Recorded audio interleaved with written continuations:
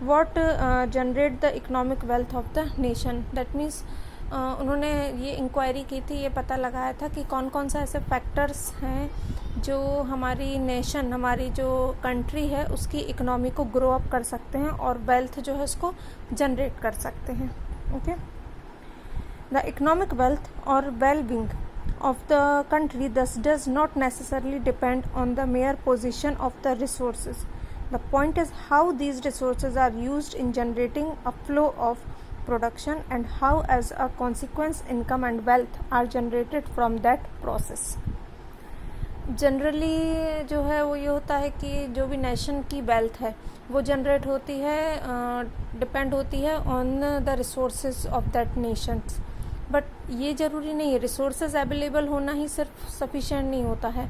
हम उन रिसोर्सेज को कैसे यूटिलाइज कर सकते हैं, क्या प्रोसेस है, किस प्रोसेस में वो जो रिसोर्सेज हैं उनको हम यूज़ कर रहे हैं, उनको जो है प्रोडक्शन में हम उसको ज़रूरी जो है प्रोडक्शन में हम उसको ले रहे हैं, तो हम किस तरीके से उसको यूज़ कर रहे हैं जिससे हमारी ज़्यादा से ज़्यादा वेल्थ जो है वो जनरेट हो.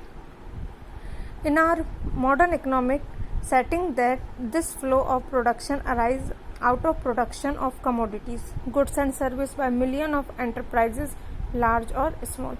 Second thing होती है, most important thing है ये प्रोडक्शन. मीन्स किसी भी कंट्री की GDP, gross domestic product, GDP जो है वो ग्रोथ करती है, इंक्रीज होती है अकॉर्डिंग टू देयर इंडस्ट्रियलाइजेशन ना, प्रोडक्शन. तो गुड्स जो प्रोड्यूस किए हमने, पूरी हमारी कंट्री ने जो गुड्स प्रोड्यूस किए हैं उनके बेसिस पे हमारी जीडीपी, ग्रॉस डोमेस्टिक प्रोडक्ट जो है ग्रोथ करती है, और वही डिपेंड करती है कि हमारी नेशनल इनकम जो है, हमारी कंट्री की जो इकोनॉमिक कंडीशन है वो कैसे ग्रो अप होगी. Okay, so here we learn about the various type of goods और a commodity that produced by our country.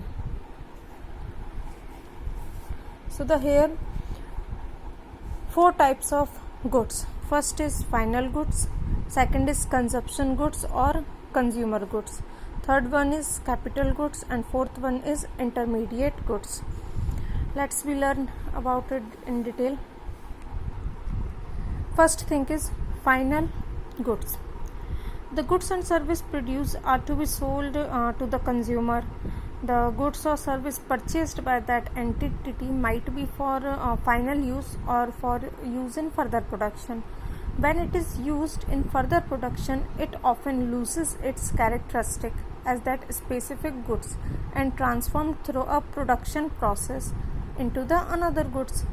Okay, जब भी हम कोई गुड्स जो है, गुड्स या सर्विस उसको प्रोड्यूस करते हैं, या समटाइम क्या होता है कि कुछ प्रोडक्शंस जो होते हैं वो डायरेक्टली कंज्यूमर के यूज़ के लिए होते हैं, और कुछ ऐसे होते हैं जिनको हमको उनका शेप या उनको ट्रांसफॉर्म करना पड़ता है, देन उसके बाद हम उसको फाइनली यूज़ कर पाते हैं. तो ये जो इस टाइप के जो गुड्स हैं, such an items that is meant for final use and will not passes through any more stages of production or transformation is called final goods. That means वो goods जो अब मतलब फाइनल स्टेज पे हैं, अब हम उसके आगे उसका कुछ भी ट्रांसफॉर्मेशन नहीं कर सकते हैं, तो वो गुड्स है final goods.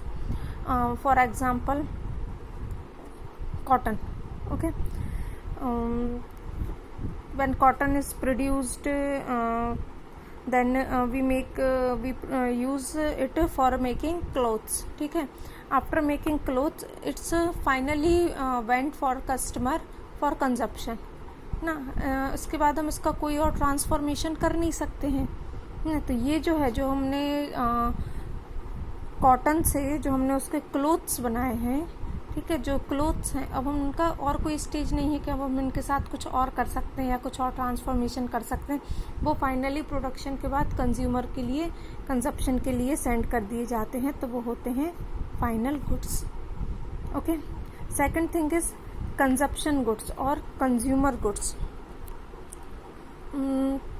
Goods like food and clothing and service like recreation that are consumed when purchased by their ultimate consumer are called consumption goods or consumer goods. That means जो भी goods या जो भी food वगैरह है या service है भले हमने उसको रिक्रिएशन किया हो, दैट मीन्स एक बार यूज़ करके तुमने दोबारा से उसका फिर से रिसाइकल किया हो, बट कंडीशन ये है कि वो परचेज किया गया है उसके ultimate consumer. Ultimate consumer means who want to consume it, to use it. तो वो जो गुड्स है वो होता है consumption goods. Okay, suppose the tea leaves purchase by consumer are not consumed in that form. जो टी लीव्स होती हैं वो अगर हम लीव्स कंज्यूम करेंगे तो हमारी कोई यूज़ की नहीं, हम डायरेक्ट लीव्स यूज़ नहीं कर सकते, है ना। But they are used in making drinkable tea, it is consumed. जब हम उसको ड्रिंकेबल टी के फॉर्म में जो है कन्वर्ट कर लेंगे, उसको कन्वर्ट हो जाएगी जब वो, तो उस चीज़ को हम कंज्यूम कर सकते हैं। That means it was consumed by their ultimate consumer, that's why it's called consumption goods और consumer goods. Got it. Third one is capital goods.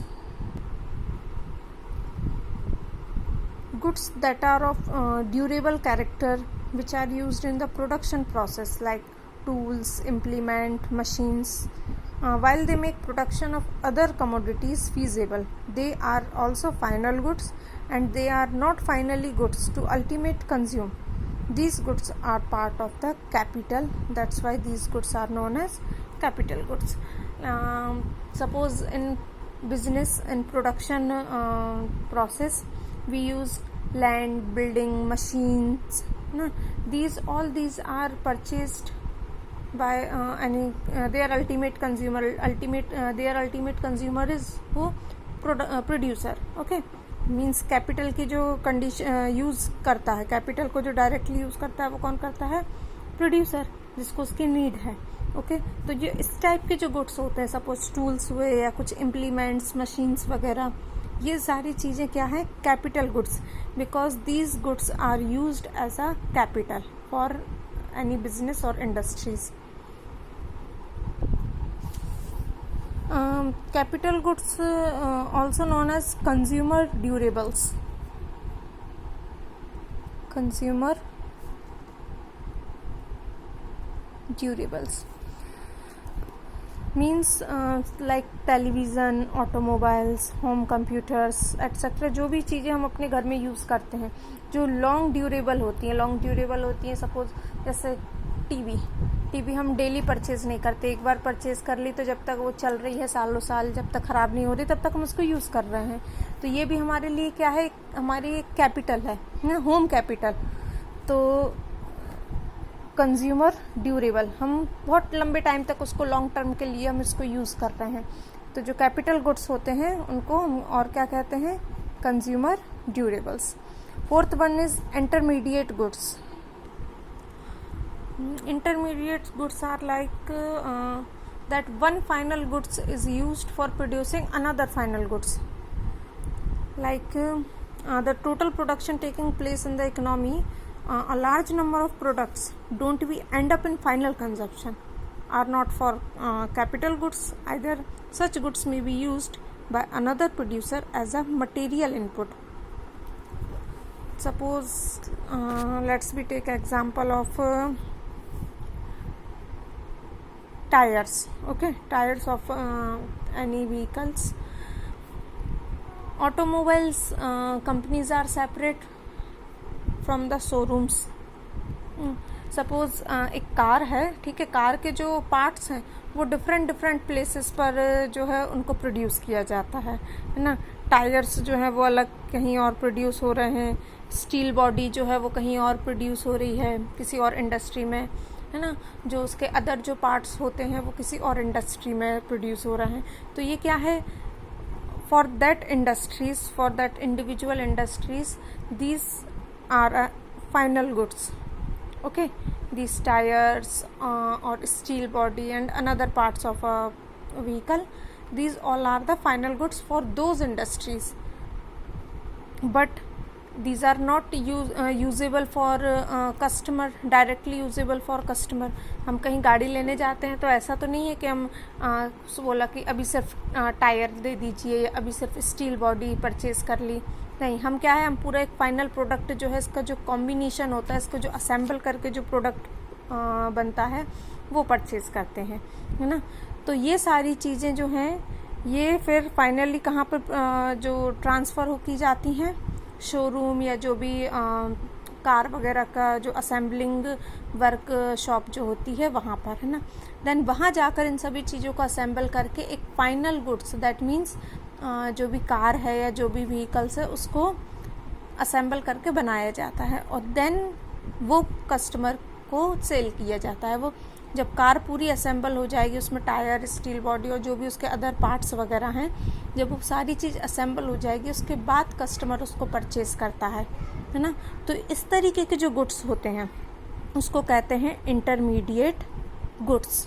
Okay, जो प्रोड्यूस होते हैं अदर इंडस्ट्रीज़ में, देन उसको असेंबल करके या उसको उन्हीं गुड्स को फिर से as a material of input use करके हम अनदर जो गुड्स है उसको बनाते हैं, उसको फाइनली बनाते हैं, वो होता है intermediate goods. I hope you understand all these type of goods: final goods, consumption और consumer goods, capital goods that means consumer durables, and intermediate goods.